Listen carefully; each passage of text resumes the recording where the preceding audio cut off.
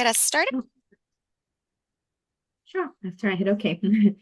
Hello, everybody. Thank you for joining us. I know it's been pretty busy weekend. Hope everybody's safe and their families are safe. Thank you for everybody who's been in communication with us over the weekend, getting in your supplies. We've been trying to do the best that we can to get as much supplies out. So thank you for that back and forth communication. So I really do hope that we can get some more updates today and see where we go. If there's anybody else who needs assistance with supplies, let us know so that we can get those in today. I know Victoria's been really good about setting up the pickups for those supplies that we need. So please reach out to us if you need anything. Victoria or Dominique?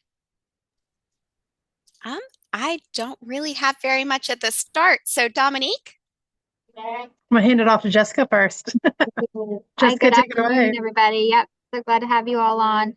I just want to kind of give you a snapshot of what impacts look like for Pinellas. I know this may not necessarily pertain to this group, but I think it's good to kind of give some situational awareness just because we all also live here, right, and do business in Pinellas County. So damage assessments are still ongoing. At this time, they've assessed about 24,000 structures. So paint the picture. This is damage we've never seen really in any of our lifetimes here in Pinellas, where we're looking at about 250 homes completely destroyed, 1,400 major destroyed. So that's pretty much water at a certain level, water over electric sockets, etc. 5,700 minor destroyed, and then 3,600 affected. So that's a pretty big snapshot of people that have been impacted in our communities. Folks that maybe might not have housing options beyond where they're at. So this probably will have some sort of impact, at least on the work that many of you do, knowing that we're going to have some definite housing shortages already mixed into the housing shortages that we face here. So as far as what we're working on, there are still two step-down shelters. These are for folks that their pre-disaster home has been damaged to the point where they're unable to return at this time. And then also we still have a handful of folks that were in our special needs shelters that may have individual situations such as they're electric dependent and their utilities have not been restored yet. And so obviously they cannot return yet. So we're working with those folks to determine kind of where their barriers are to being able to get back into their housing, with the understanding that there will be folks that will be unable to return for long extended periods of time, some potentially that won't be able to return at all. So we're sort of looking at what those next steps would be for those folks. Those folks and also residents in our community that may be still in their homes that are trying to do muck and guts, trying to hold out for power to be restored. And we know it's hot out there, right? There's going to be a point where folks are going to be frustrated and ready to leave their homes. So we're working on sort of what those next steps look like, what long-term solutions may be for those individuals. Barrier Islands are still closed for everyone except residents and people that have business, licensed contractors, and then specific feeding partners, some of our nonprofit communities that we're working with to go out and do free feeding. It is anticipated that the Barrier Islands will open fully tomorrow at 4 p.m. So just wanted to pass that message along. But we also want to set the right size the expectation. Power and water are still not restored in a lot of those areas. Power could be anywhere from 7 to 10 days still till it's restored. Even in that's in communities and homes that it's able to be restored. We know there are lots of areas where they will be unable to restore the power at this time. Same for water. A lot of our communities still do not have water. I mentioned the feeding partners that are out feeding. We're working on compiling a list and sort of a map of those locations. So as we keep putting that together, there's a county feeding call at 2:30. We'll let you know when we have that information to share.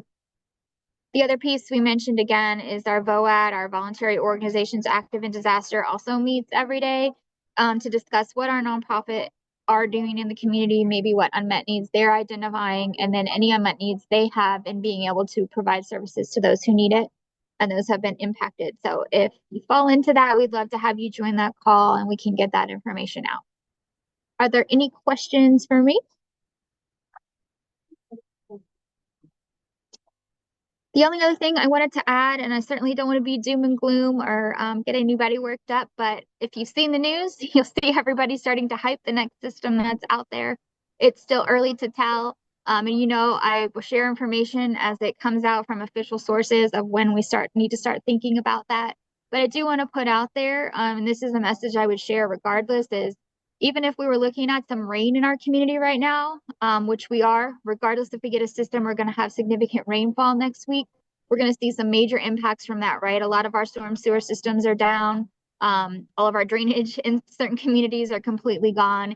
And then, of course, we think about those of you that have folks that are outside and the impacts that that may have. So we just want to really be very kind of forward that we need to rely on you all to start thinking about what impacts may look like for your folks and your facilities and your residents if we do see significant rainfall. And for some of you, that may not have any implications, but I know for some of you, any kind of rain right now would be pretty devastating. So whatever you can do to kind of start forward thinking within your own organizations on solutions.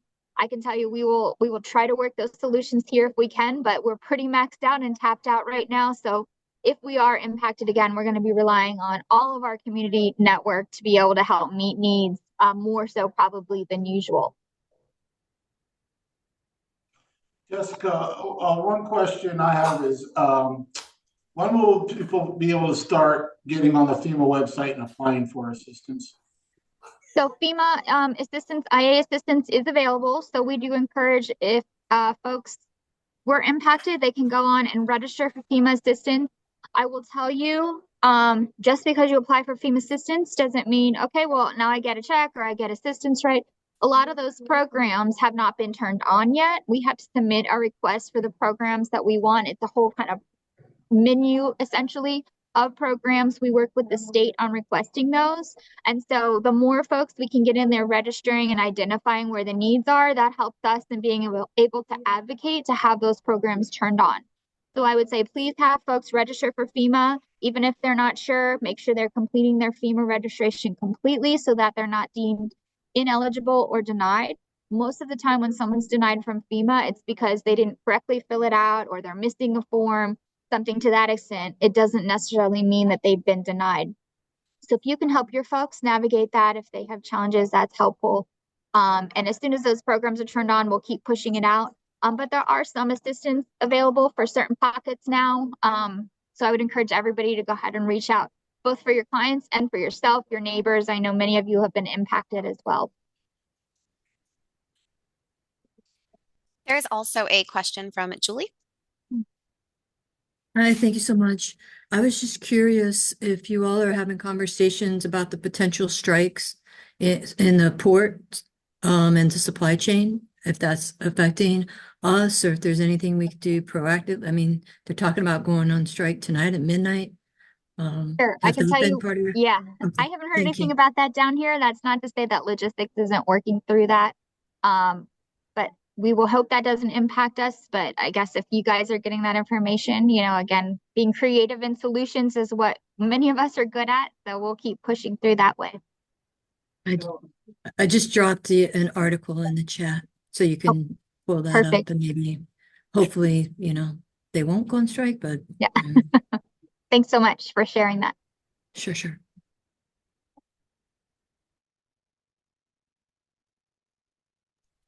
Do we have any other questions for Jessica while she is here with us about this storm or, as Jessica just mentioned, the potential for next week?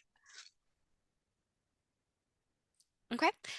While Jessica is here, I'm going to go ahead and throw this out there. If the storm that's out there right now turns into something, we will continue, or we will start hosting meetings again for that storm as well. So you have Jessica's information, you have Dominique's information, you have our information. Reach out if you need anything. Otherwise, any questions for Jessica? Going once? Going Victoria, twice? Victoria Yes. Arrow.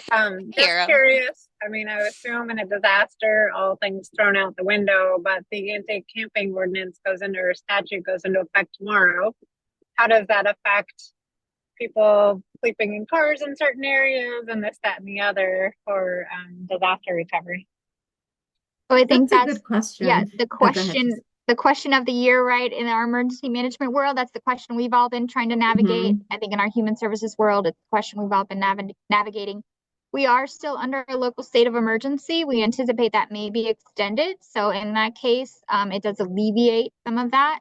But I do think that if it is implemented, we may have to come up with some creative solutions. And I think unfortunately, because nobody has navigated that yet, we don't know what those solutions look like. So we will rely on all of you to help us creatively solve some of those challenges.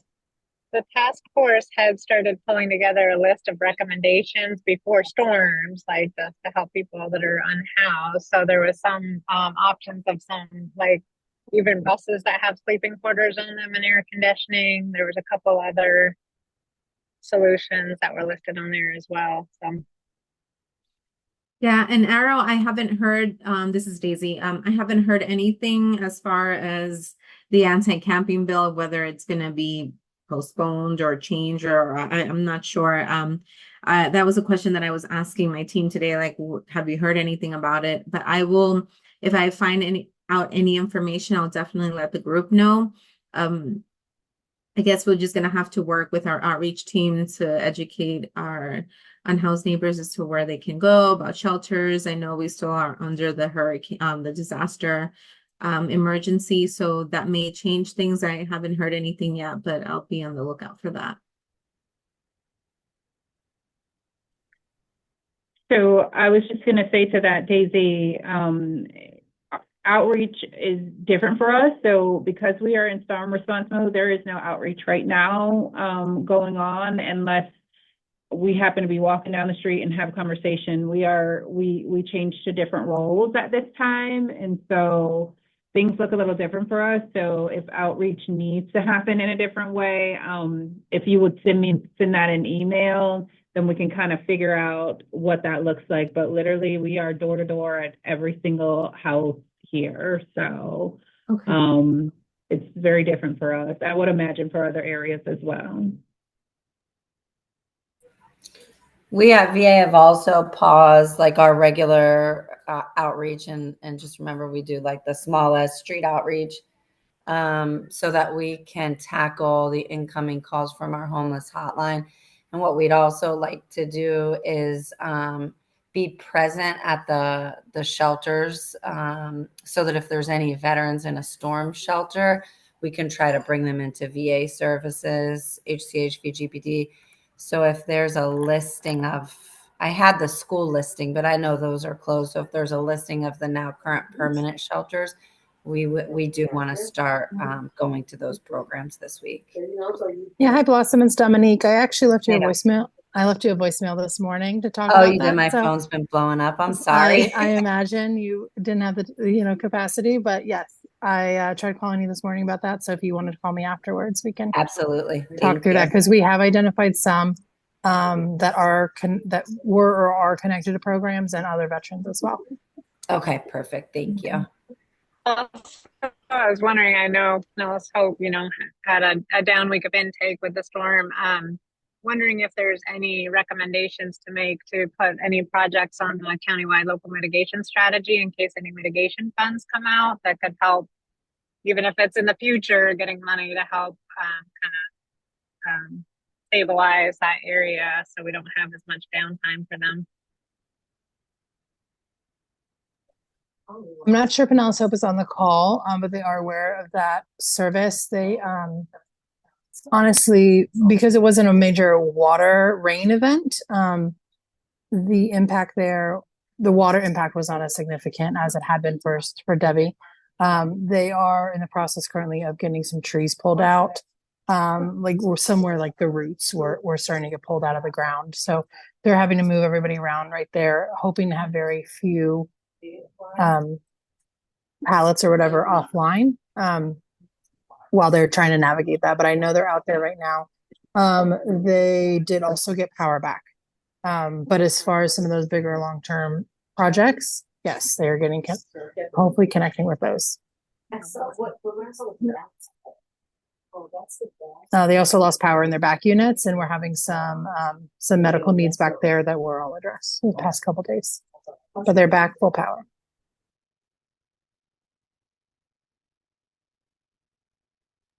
And so I'll also say I got dropped from the call because of I had some bad signal where I'm at. Arrow, I did not hear your question, but I heard some of the answer. And the only other thing I wanted to say about the anti-camping legislation, we have not seen anything updated or official, like Daisy has said, but there is specific language in the legislation that said during state of emergency. So I hope that we can kind of maybe get some clarity on that, because I do anticipate there'll be a lot of rebuttals and responses tomorrow as this goes live. But also, we are in a state of emergency for the time being. Do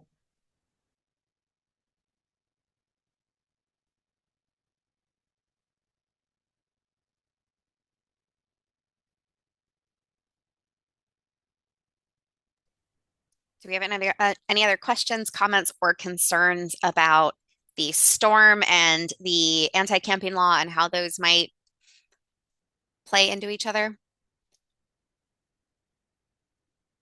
No? Okay. With that in mind, Dominique, did you have anything next on the list? No, so Okay. nothing like specifically detailed, but I did want to make sure that we allowed time for questions and time for anyone to raise any unmet needs that you may have. We have triaged some utility or some electricity issues over the weekend. I don't, as far as I know, there are no food needs at this time. But again, making sure that we're available, that we're able to get that either at the chain or getting out to the right partner in the community. So I just want to make sure that we're allowing time for you all to have answer questions or tell us about your needs. Helen? I did just have one question, and I think Victoria might have answered it as best as you could for us about transportation, right? And so our population of those that are unhoused now, right, has changed and are a lot more. So we have found ourselves telling people to go to the step down shelter. However, they don't have a way to get there. And so that is what's stopping them from that. And so just wondering, like we can say PSTA, but somebody who I'm sending to Lelman will not be able to get to PSTA. Even Ross Norton from downtown St. Pete is, challenging, and or from South St. Pete is what I should say, because that's where we just happened to be yesterday with some units. And so just wanting to work that out, figure out how that would look. Do we have any resources for people to be able to put them in a car and say, I mean, they've lost everything, like, here, you and your kids get to shelter if you need to. So, hi, it's Michelle with Directions. We have our outreach out with a van. So if people need to get places, just let me know and we can coordinate Okay. some of that. Okay, so that's today, right? So that was Monday, but we worked Saturday and Sunday as well. And we're working, like, I didn't go home and talk to Saturday last night. And so, I just want to make sure. So that's great. That'll help us throughout through the week while we're here. Just any other resources that we might think of, or if we, figure out. I know we used to very, very not as regular use Uber through the HLA sometimes, but I wanted to make sure that we've thought about that, because people lost their cars, right? And so telling them how, yes, you get to the shelter, because we're triaging our people as we go door to door. They're sending information back to us and we're calling them. Yes, okay, step down shelter seems like it's right. You were completely flooded out. You don't have a safe space to go to. Well, how do I get there is always the next question. A great question and a really, really good need to identify. So thank you very much for bringing that up. I am going to, if Daisy is on the line, defer to Daisy as far as the general transportation at HLA is concerned. Through today, HLA, my program through today can assist with some transportation if no other options are available per our funder. But as Michelle has just indicated, there is another option available. So thank you very much, Michelle. As far as other opportunities at HLA are concerned, we'll let Daisy, if she's on the call, talk about that. If not, maybe Alex. And then if other participants on this call have transportation and are able to offer that assistance, please feel free to share that information.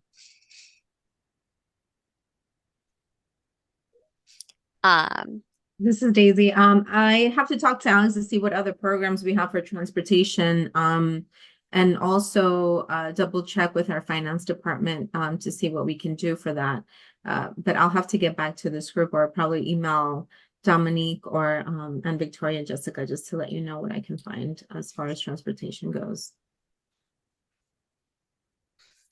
Are there any other people on the call who have a link to reliable transportation and are able to help people get to these step down shelters? I'm anybody have a secret squirrel stash of bus passes? Okay. Is there any It's not the sort bus of, passes, because I we was gonna have that. yeah. That's Yeah, not aren't working. they running for free for the next 2 weeks? That's true in St. Pete. Yeah, you're right. You're right. That's in just not in doing St. it. Pete, but they have to get to Clearwater. Yeah. Yep. And So, so, and if it's a mom with whatever she needs, yeah, I mean, we've and got the or van. so I can call. Awesome. Thanks for that, Michelle. That helps a lot. As we come across places, our street teams, I will certainly have them when they call back. If there's a need for that, I'll call you. Thank Absolutely. You you. got my digits. And if, do You we know I know like call. where a lot of people are located throughout the county that are needing that kind of help? Just wondering, like, I could ask, I don't know about like if our Parks and Rec vans or something like that are able to be used, but I don't know. Is it all spread out throughout the county that people are looking for help, or mainly along like beach islands and stuff like that? Errol, I would imagine it's wherever there's flooding that happened. For us, we're finding it not just so it is in areas that you would think, that we know would have flooded, like Shore Acres, like those places, but it's also in places that have never ever flooded before. So they didn't know, to move their car. They weren't expecting it to flood in that way. And so that's where we're finding it at. And we also had an apartment that had some significant damage, and we had families there. Thank you. I'll bring it up to the same manager.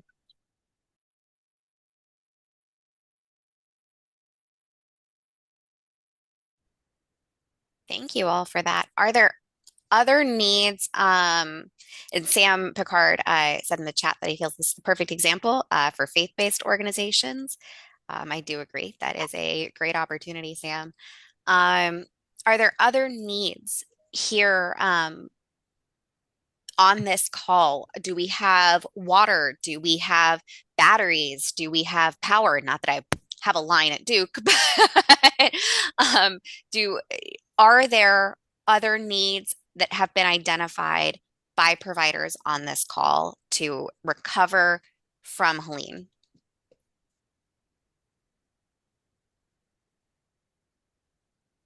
If not needs, are there any gaps that your team has identified during this process so that we can be sure to improve our process and everything for our community in future? Question. I'm just curious, if somebody showed up at a special needs shelter that, like, quote, wasn't special needs, what happened to them if it was like there was a sense of urgency for them to find shelter? Do you happen to know, or is there a place where I could get the shelter policies or workflow or how they're operationalized? Jessica or Dominique, would you be able to talk about special needs shelters a little more? And I just want to clarify that I'm understanding your question. If a general population person, right, presented at a special needs shelter, but we were sort of under that crunch of when impacts started to begin, is that what we're asking? Yeah. So if anybody, our priority is to keep people safe. So if we are down to the wire and we know we're going to start seeing impacts and someone comes to special needs, they're welcome at that shelter. Really, it's the same for a Gen Pop shelter. So if we were down to the wire and someone presented as special needs and there was not time to assist in getting them to the appropriate shelter, we have EMS on site, so we would work that, and then we would therefore become a special needs shelter for that resident. So absolutely no one is ever turned away from a shelter. We want to make sure if we have time to get them at the appropriate place. But either way, yep, we're here to serve. So Thank you. Thank you. It looks like Jennifer also has a hand up. Yeah, I just wanted to take a moment to thank everybody for helping us at Alpha House because, we're this is the first time that we've ever experienced no power, and it was a good lesson for us what to do in the future and things to be more proactive about. But we've just been kind of sitting pretty and spoiled for a very long time. So I appreciate you all that helped and really just moved so quickly. It made life easier for me and obviously more importantly for our girls. So I just want to say I appreciate you all.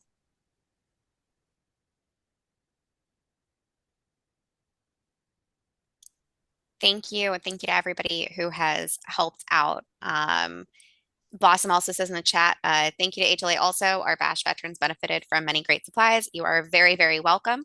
On that note, if you are a CoC provider and you need water, batteries, flashlights, soap, if your outreach teams need those for hurricane recovery, we're not doing general outreach here, but for hurricane recovery, please let me know today.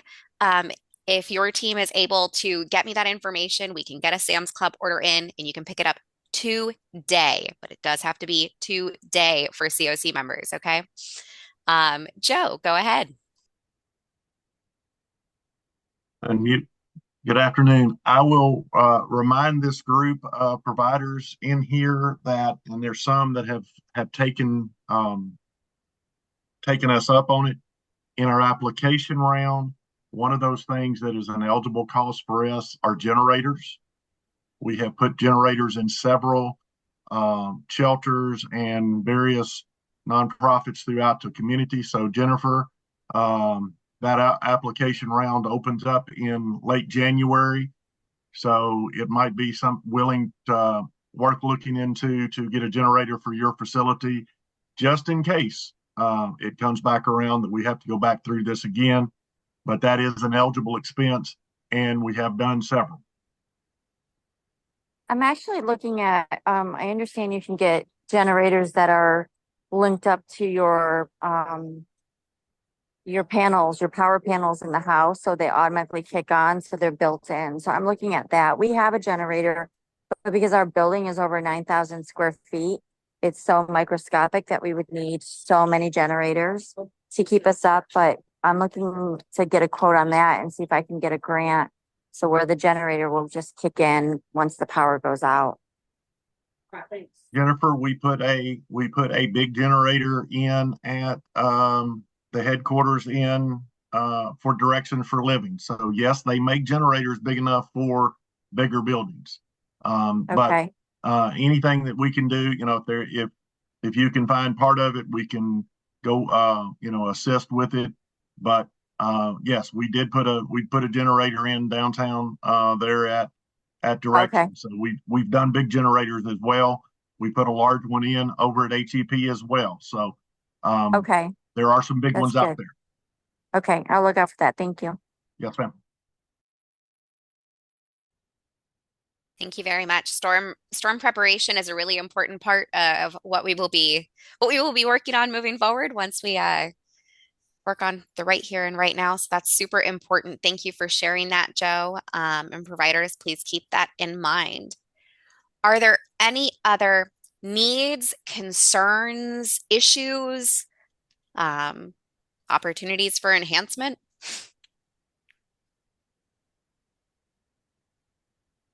Okay.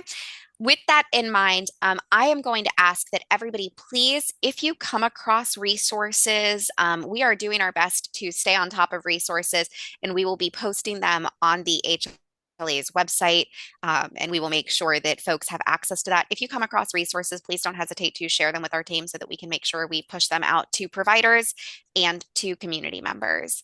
Dominique, Jessica, was there anything else you wanted to add from the county? Nothing here. Thanks again, everyone, for your work and your willingness to step up to the occasion. I constantly heard the yeses, right? The how can I help? What can I do? And just the positive response overall, regardless of our circumstance. So thank you, everyone, for stepping up to the plate and continue to serve our community. I hope you all have a great day. Thank you, everybody. Thank you all so much. And thank you, Dominique and Jessica. Y'all have worked very, very hard. So thank you.